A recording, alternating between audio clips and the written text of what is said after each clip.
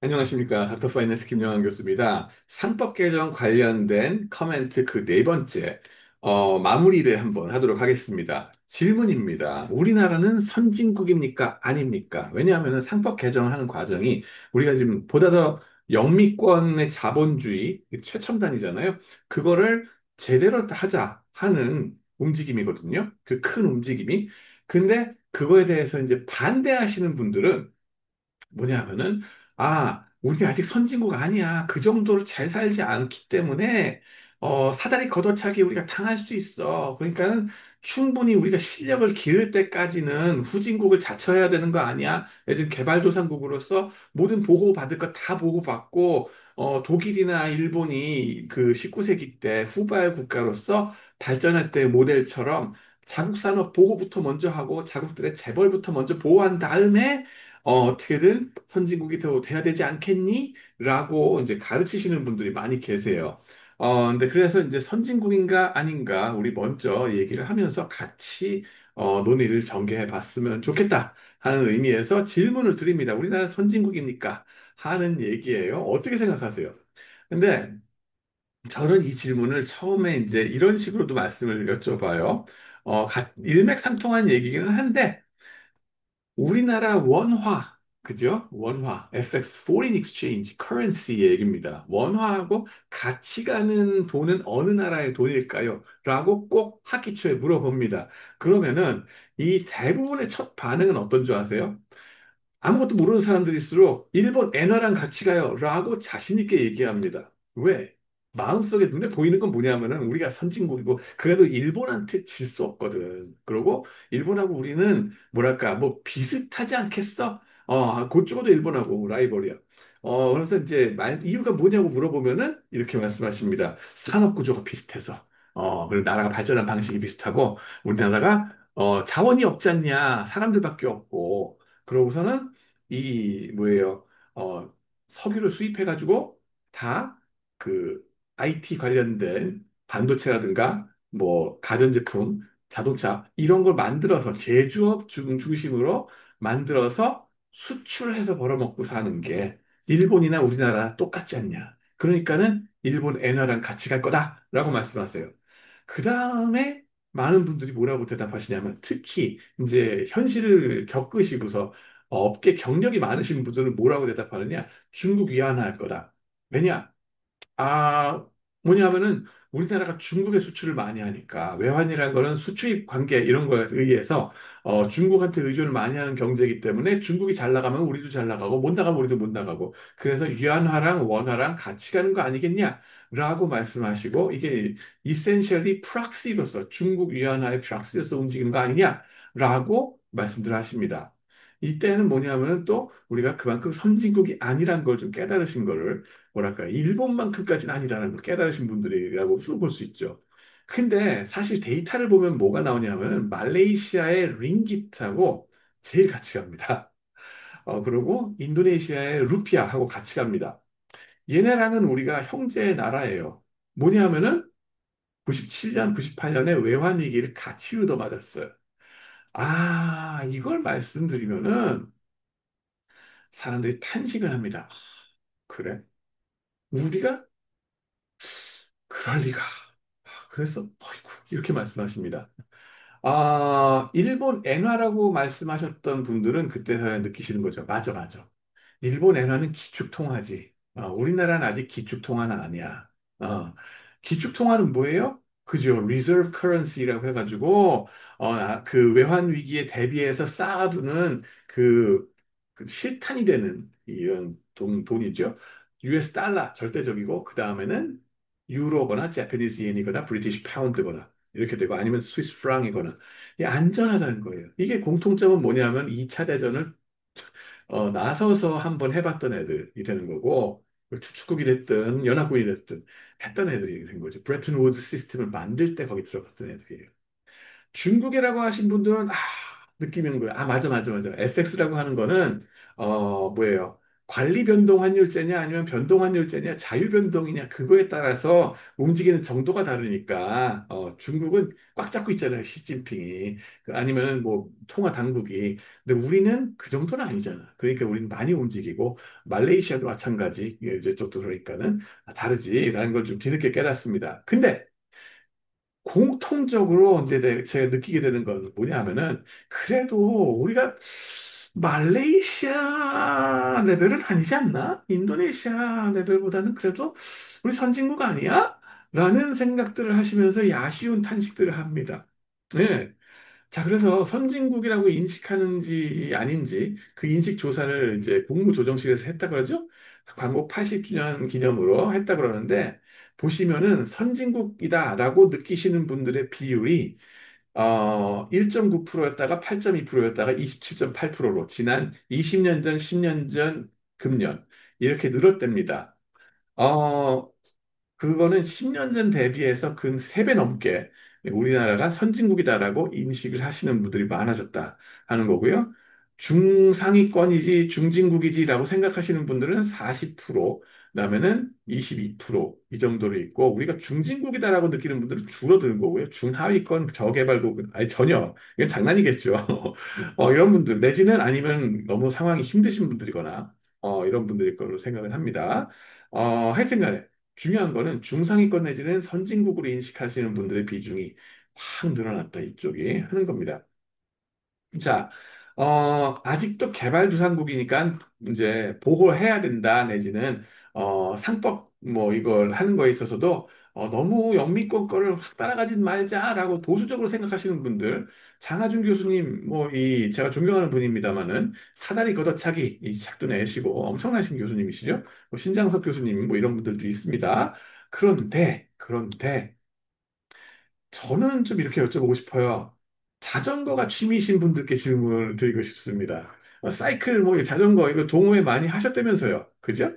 그러면 자전거를 타는 데 있어서 우리가 태어나가지고, 그죠? 이 생명, 주기를 봤을 때, 라이프 사이클로 봤을 때, 우리가 애가 태어나가지고 처음부터 막 깐난쟁이가 이런 거 타는 거 아니잖아요. 3살 배기가 막 사이클 막 이렇게 타고서 가는 거 아니죠. 그죠? 어떻게 하겠어요? 자전거를 배울 때 처음에는 3발 자전거 탑니다. 그러고서 냅다가 2발 자전거로 가지 않고 어떻게 해요? 4발 자전거로 갑니다. 바퀴수가 늘어나요. 왜? 보조바퀴가 있어야 되니까. 스피드 내기를 낼 때 자칫하면 넘어져가지고 다치니까는, 금방 다치죠. 그냥 아이예요. 그 어린애들. 저도 어렸을 때 자전거를 좋아했었는데, 보조바퀴를 상당히 달고 탄 적이 있었어요. 뭐, 그래가지고는 보조바퀴를 언제 띄느냐 하는 거가 이슈가 됐었습니다. 문제는 우리나라도 자전거 타는 사람이라 그러면은, 그죠? 이게 우리나라다. 그러면은, 언제까지 보조바퀴를 달고 달려야 되나요? 그죠? 후발 국가로서 독일과 일본이 19세기에 그랬던 것처럼 우리도 자국 산업 보호해야 된다. 등등의 보호 조치, 이런 규제들, 이런 거는 사실 보조바퀴 같은 거거든요. 상당 기간 필요합니다. 그건 인정해야 돼요. 당연합니다. 그죠? 보조바퀴가 필요한데, 근데, 지금 우리의 상황은 보조바퀴가 필요한가? 아니면은 보조바퀴 자체가 걸리적거리게 되는 상황은 아닌가를 좀 물어봤으면 좋겠어요. 근데 그 대답, 예스까 노까 물어보면은 이제는 본인의 이해관계에 따라 다른 대답이 나올 수 있다 하는 거예요. 뭐냐 하면은 보조바퀴에 그걸로 먹고 사는 사람들, 보조바퀴 제조업자, 뭐 이거 쇠붙이 요거 만드는 사람이면은 요 부품 만드는 사람이잖아요. 그러면 목숨 걸고 보조바퀴 필요하다고 얘기할 거예요. 죽는 날까지 보조바퀴 해야 된다라고 얘기할 거고요. 무슨 이유를 대해서라도 이거 보조바퀴 하게끔 만들어야 되는 사람들이 있을 수 있다. 모두 다가 애국심에 불타는 것도 아니고, 그죠? 모두 다가 애국심에 불타는 것도 비이성적인 거거든요. 자기의 경제적 이해관계에 따라서 하는 얘기가 다 다를 수밖에 없어요. 그래서 그거를 얘기하는 걸 가려서 들어야 된다라고 저는 생각을 하고요.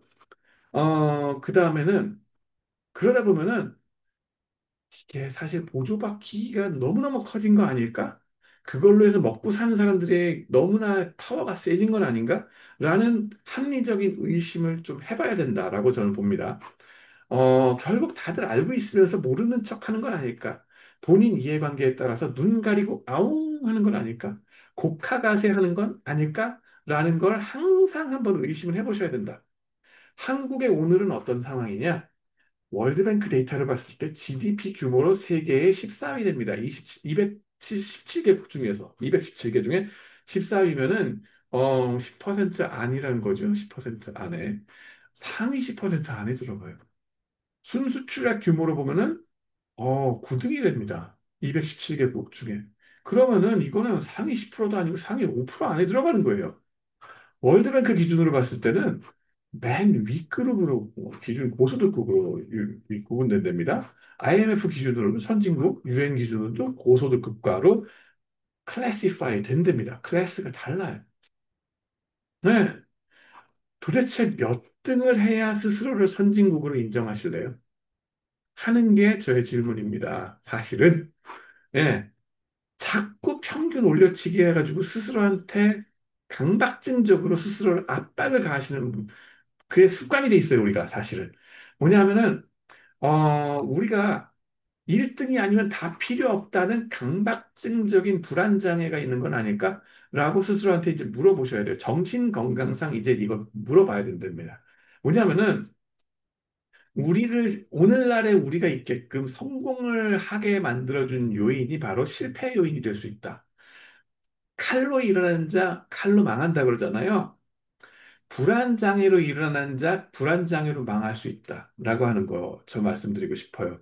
뭐냐면은, 우리나라가 오늘날의 한강의 기적으로 선진국이 되게 만들어준 그 드라이빙 포스가 뭐냐?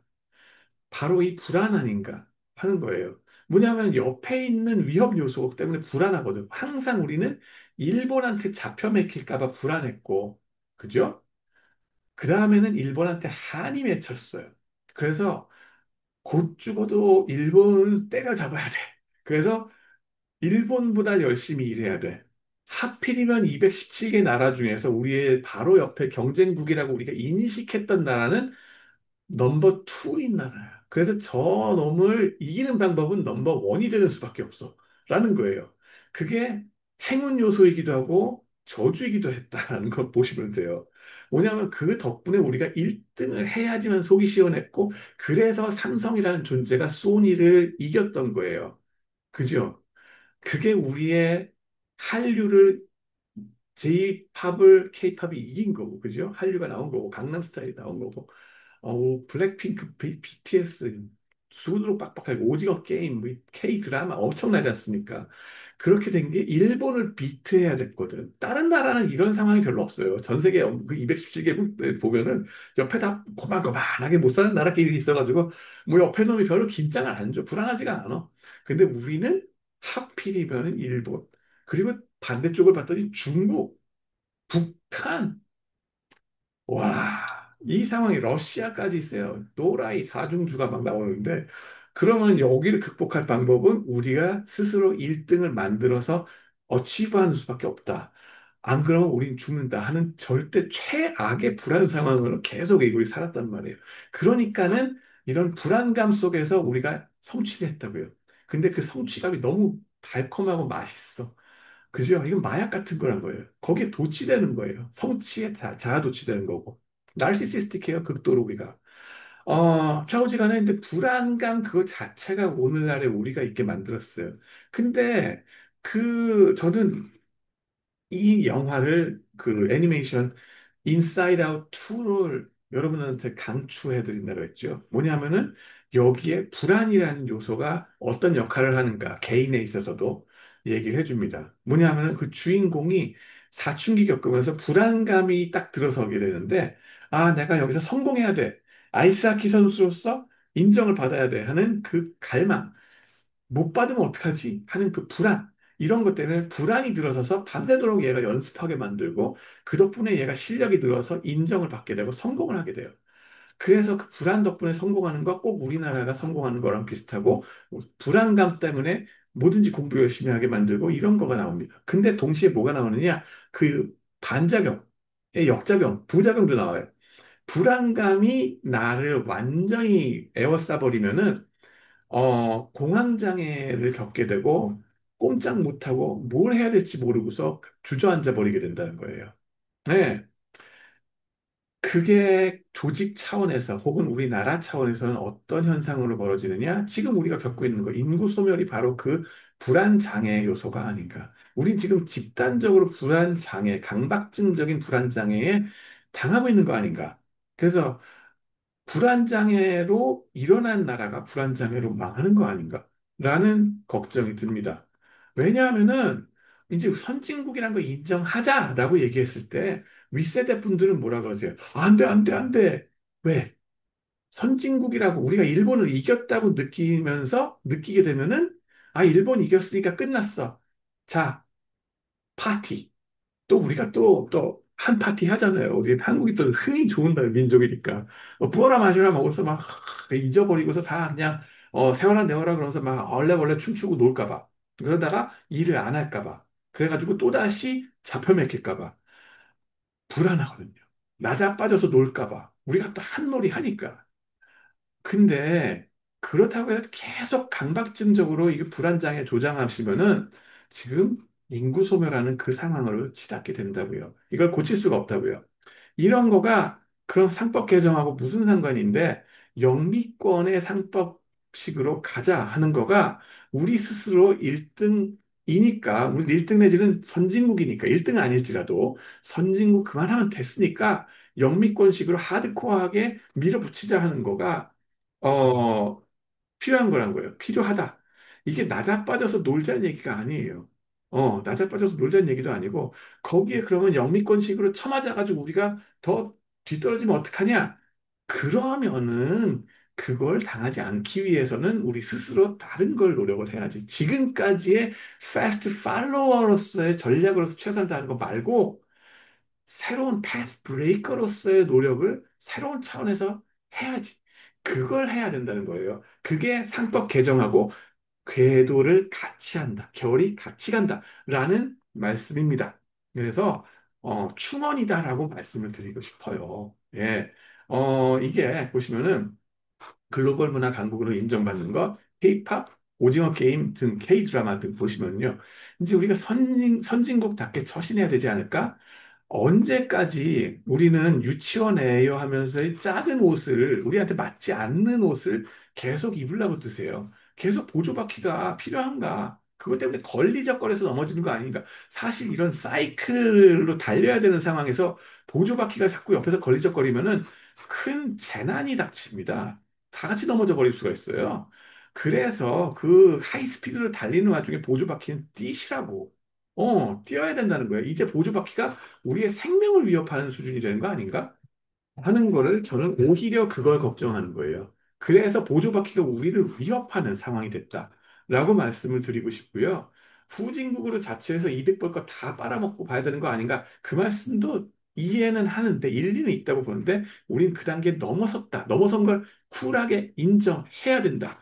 근데 각자의 이해관계에 따라서 선후진국으로 인식하는 게 팍 갈리는 거. 그러면서 자꾸 싸우는 거. 그거 좀 그만하자, 하는 겁니다. 네. 곡하가세 하는 거, 그만하자 하는 거고요. 요 정도 선에서 그치도록 하겠습니다.